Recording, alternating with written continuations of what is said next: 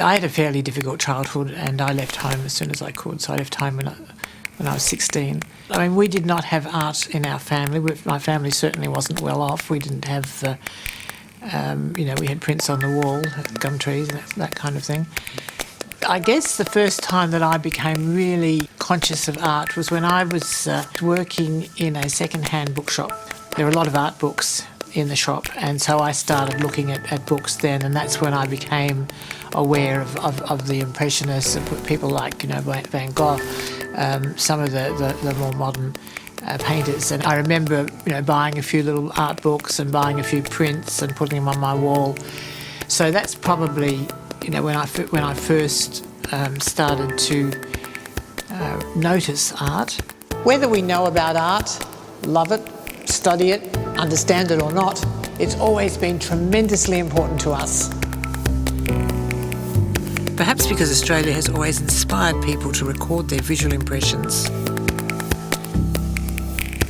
If we look at the artists who have made the strongest impression on Australia and its people, it seems that what we like is art that tells us who we are, art that tells a story. All Australian artists attempt to tell the stories of our lives and our beliefs. I want to talk about being as Australian as by sharing with you some stories, some paintings that have a special meaning, a particular resonance for me.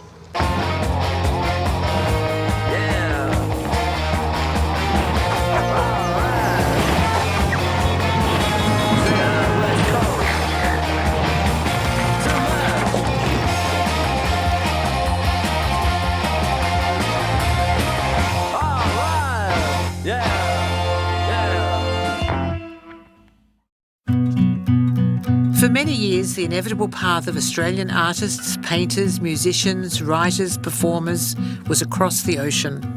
They were drawn to Europe to see, to study, and in some cases to stay and create art. Among the many Australian artists who made the trip in the early 20th century were Tom Roberts, Arthur Streeton, Charles Condor, Hilda Rix-Nichols, Grace Crowley, and Constance Stokes. My personal connection with Stokes has to do with this church. In 1933, Stokes spotted a young girl arriving for Sunday Mass. It was here that Connie laid eyes on the young girl and asked if she could paint her portrait. The name of the portrait was Alice. And that young girl, she's my mother. Something about my mother obviously drew the artist to her and said she'd like to paint her portrait. Did she think her parents would allow it? And this painting sat on my parents' walls for many, many years. I thought of it as being a bit of a sort of an old-fashioned painting and not all that interesting. My mother died in 2005 and she died very suddenly. And she'd always wanted the painting to come to me. And I'd had quite a difficult relationship with her and I sort of felt not only grief-stricken but guilt-stricken about this. That I really started to look at the painting. The eyes are just absolutely amazing and they really do exert a power over you, and I think over any viewer, but particularly if you happen to be the daughter of the subject. Alice, to my great joy and as a result of some extraordinary fortune, hangs on my wall. I look at the 10-year-old face of my mother every day. Stokes painted several portraits as she prepared for her first one-woman show, among them another portrait of my mother, this time as the Madonna. I've spent a long time looking for it and I've published a book where I very publicly talked about my search for the painting and had hoped that the book might flush it out, but so far that hasn't happened. After her marriage, Constance Stokes, when she was trying to avoid suburban stultification, lived and worked at No. 9 Collins Street, a purpose-built collection of studios for artists. Having my mother an artist was something that I just took for granted. When I came home from school, if I just smelled oil paint. First thing, I'd walk in the door, I'd smell oil paint. And I loved that smell because I knew Mum was happy because all she ever wanted to do was paint and draw. That was her life. But I was always the one that was sort of on hand to pose. So I would be in the middle of doing something, sometimes taking off a jumper or something, she'd say, "Stop, stay right where you are. I want to draw you just as you are." It's incredible to have that history of myself painted from an early age. It takes a lifetime to appreciate, because you take your mother for granted and you take her artistic things for granted for so much of your life. And it's only after I'd been married and had my own children that I really started to appreciate this wonderful record. Despite Stokes's large output, the fact that she commanded very high prices and that she was sought after by all major public and private collectors, she is hardly known today. Her reputation is not what it should be. Why is this? Why is she ignored by art historians? Is it because she was a woman and a mother? There was one famous exhibition in Melbourne when Stokes's painting The Farmer's Family was there, and Russell Drysdale's painting The Drover's Wife was there. Very similar in subject, very similar in execution. One of these paintings is a household name, very iconic painting. The other one, no one's ever heard of it, wouldn't recognise it if you saw it. The critics would comment on her clothes and not on her painting. I mean, imagine commenting on Drysdale's clothes and saying that they would affect his career. Well, you know, it was that attitude, and I think that hurt her very much. Maybe she wasn't a bohemian, she lived in Toorak. She should have maybe been living in Heidi, having affairs, and maybe that would have made her more saleable, more interesting. She put her family and her husband first. I think that went against her for her career. She was not a feminist. She was very traditional in her approach to her family, and I think that also went against her. For some reason, Constance Stokes's art does not connect with most Australians in the way that some of her contemporaries' work does, especially one whose images resonate with all of us.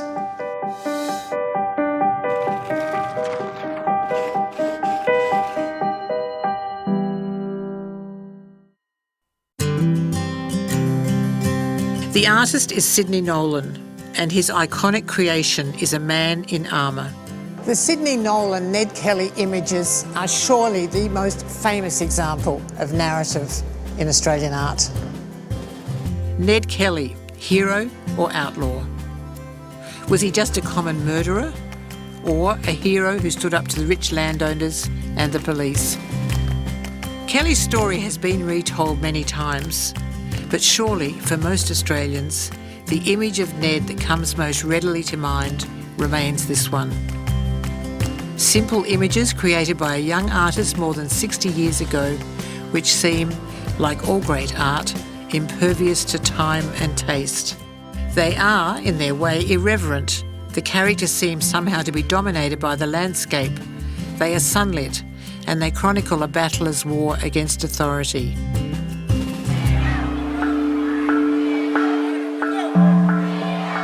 1968, of course, was the year of international protest all around the world, and I got very interested in those movements. And out of the student movement and the anti-Vietnam War movement arose the women's movement. And it was partly in recognition that these radical movements were as sexist and as patriarchal, if you like, in their own way as the society that they were opposing in other ways. So, there were just a lot of things that were bubbling up, and a lot of women, like myself, just thought, no, this is wrong, this is unfair, and we're going to do something about it. So that's when I had the temerity, if you like, to think, well, okay, I'm going to write a book that tries to analyse, tries to explain what it is to be an Australian woman and how the various specific ways in which women in Australia are, denied equality. 4 years later, it was published as Damned Whores and God's Police. I also was awarded a PhD for the book. It seemed to me that all of the stories we were reading were stories from other countries, and what we needed was to understand our own history and our own culture, and to understand how it was that women were treated differently and unequally in our own place. I first came across Janine Eaton's work, which probably would have been in the early 90s, when I saw the convict women paintings, and I was just blown away by them. Eaton has a particular empathy for the female convicts, the damned whores that I wrote about in the 1970s, and she brilliantly evokes their lives. Well, my interest in the female convicts really came through a sense of self-reflection, really, imagining what it would have been like to have been, transported and arrive on a coast that is completely alien. At Parramatta and 5040 Mary Ann's combine the delicate feminine fabric of the women's clothes with the brutal broad arrow that marked the people who had been transported. I wanted to bring in the sense of women's clothing, and the frill, of course, the ruffle. To me, it kind of epitomised waves, the wake of the waves as they were, crossing the oceans to get there. She has shown us the experience of the female convicts, and she's done it in a very interesting and unusual way. The term fallen women was often used, and of course, since we've looked at history and the outcomes of people's lives, women were actually often given opportunities through their transportation to actually make something of a career or increase their sense of ownership of their lives. Her Terra Australis diptych is a stunningly original comment on the way the British colonised not just the land but even the plants, and tried to force the continent to conform to their colonial plan. So I used the British Museum Natural History stamp. That history stamp has been stamped on, pictures of Indigenous animals, landscape, portraits of Indigenous people. It was like, to me, that kind of epitomised the act of colonisation.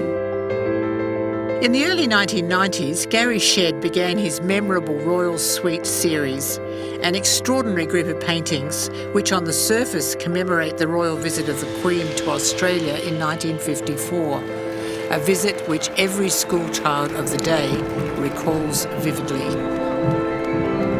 She was very cherished and we all loved her, and she was our queen and we all waved our little flags.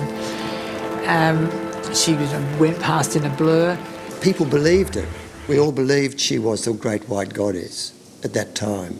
Everyone accepted it. We used to stand up when you went to the pictures. You had to stand up and see her on the horse and everything. And you think, what the hell is this? It's amazing. It didn't occur to us to criticise the Queen. I don't think it entered our tiny little schoolchildren minds. But Gary's paintings engage with the Republican debate by portraying the Queen as out of place and slightly absurd in the Australian context. So actually, when I started to paint it, I realised it's really something tough. It's almost something you've got to destroy. And to destroy it, you have to make fun of it. I just love his approach to history. I love his representations of people and ideas. I love his sort of wicked sense of humour. As soon as you put a koala with the Queen, she becomes absurd. And I think he's been able to do that and share that idea in a way that's very whimsical and very amusing, as well as being kind of intellectually engaging. You just think, yeah, what is going on here? Much as we respect the Queen as an individual, we don't need this. We simply don't need this. The sense of place is important every time I do it. I've got to know that place. That's why I'm not really interested in painting generalised subjects about world events or other countries, because I'm only a tourist when I go over there. I think no one else sees Australian history and so tells the Australian story in quite the way that Gary Shedd does. If Gary Shedd evokes personal memories in me, and especially personal political instincts, the novelty of this place is seen very differently by my last group of artists.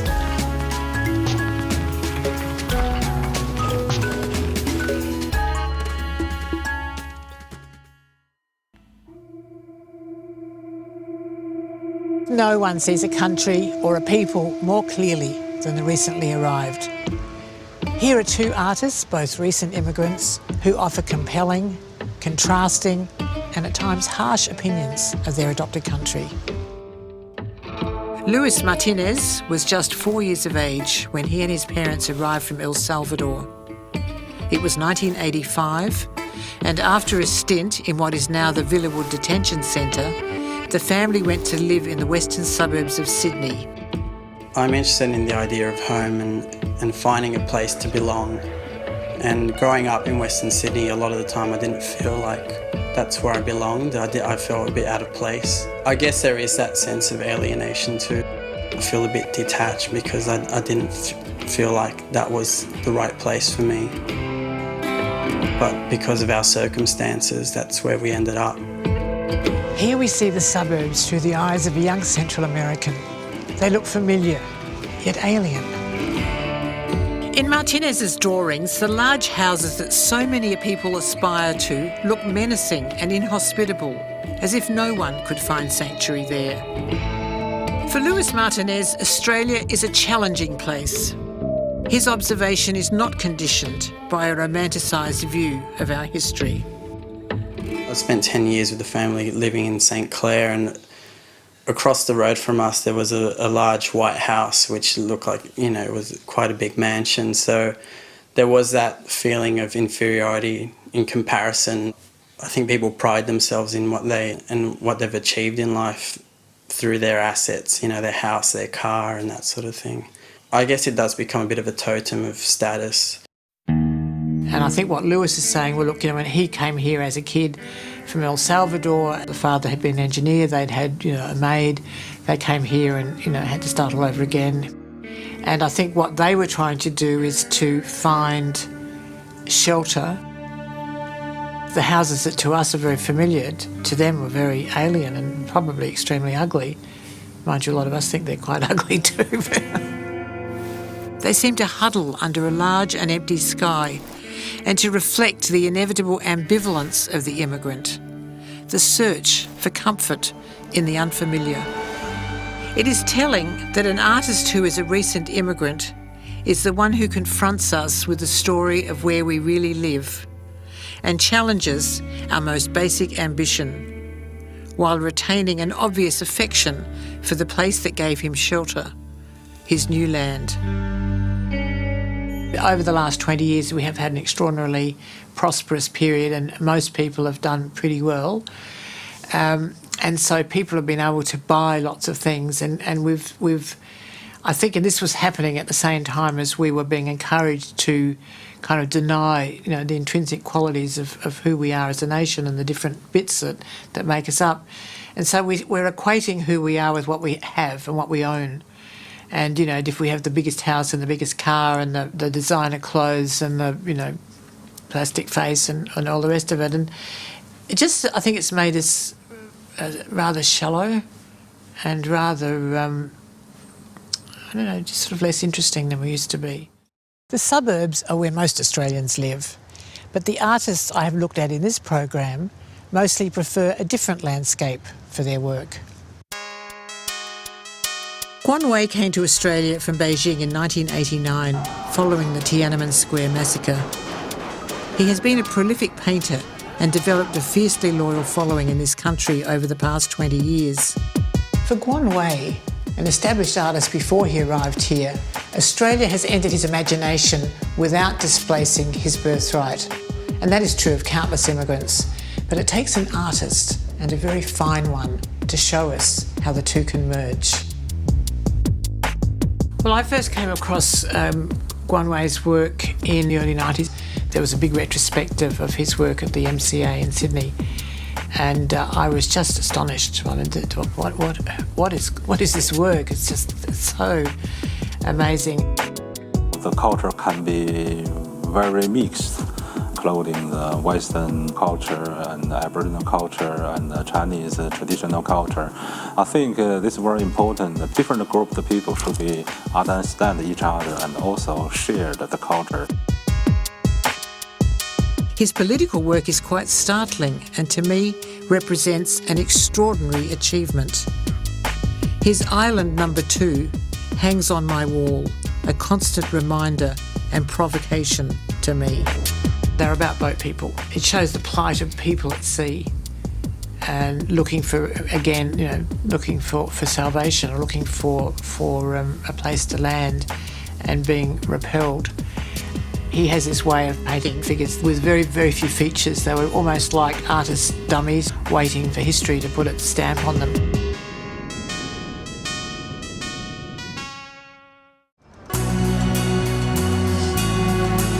Our population has been, doubled and trebled through immigration. And so we've got a lot of influences at work in this country and we're not quite sure what they all add up to. We're all kind of trying to figure that out. And we seem to be very receptive to the idea of stories told through art.